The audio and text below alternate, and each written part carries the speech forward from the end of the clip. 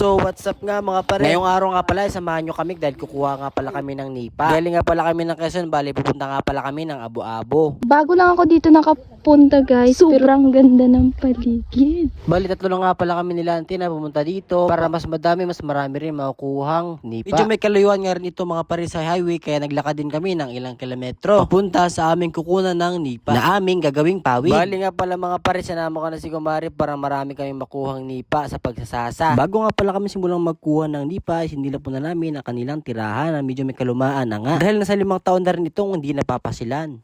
Hindi madali ang mabuhay, ang importante ay lumalaban tayo sa araw-araw. So yun na naman nga mga pare, nagdrama na naman si Kumari natin dyan. Bali nagumpisa na si Kumari sa pagsasasa ng nipa upang gagawin naming pawid. Kanina nang naisipan namin na kumuha ng nipa.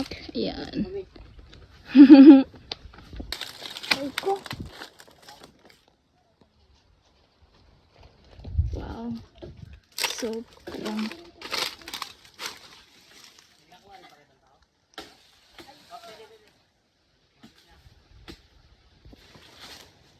Makikita ninyo, ang dami dito pwedeng gawing pawid.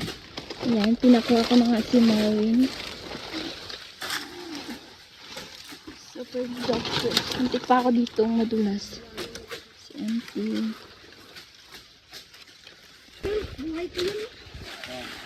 Dito na kami sa...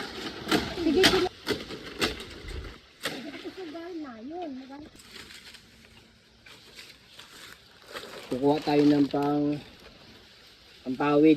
Ay, pawid ba? Nipa. Yan. Gawa tayo ng nipa. Gawa sa...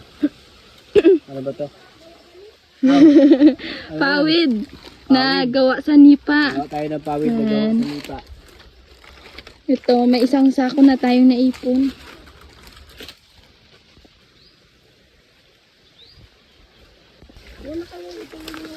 Ang ganda ano? Hindi na tayo magkuha.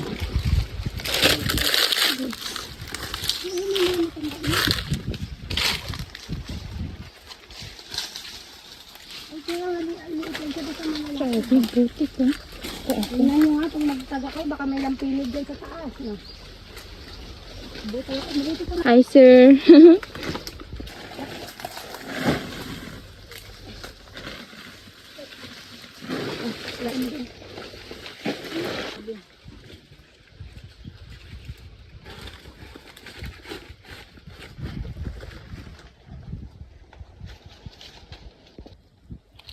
Kunin ko lang.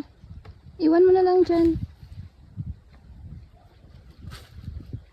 Gano'n kalalim? Hindi, mga yan, ganyan lang. Yan.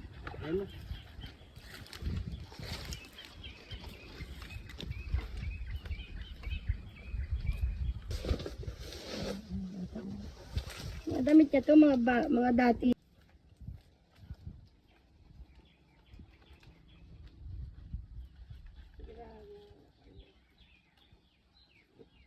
Wala tayong tubig pala, no? Tubig? Sayang, nasayang. Ayun, pwede pala natin dalahin niya. Ikaw nga magbitbita mo yan. Taon na bago makabalik ulit si auntie sa bahay niya. Yan guys. Ito na. Wala na nga dito. Makalat. May mga tabla pa kami dito. May mga ano yan. Ayan. Wala nang bubong. Pero ang ganda ng paligid ng bahay nila. Not the way I do.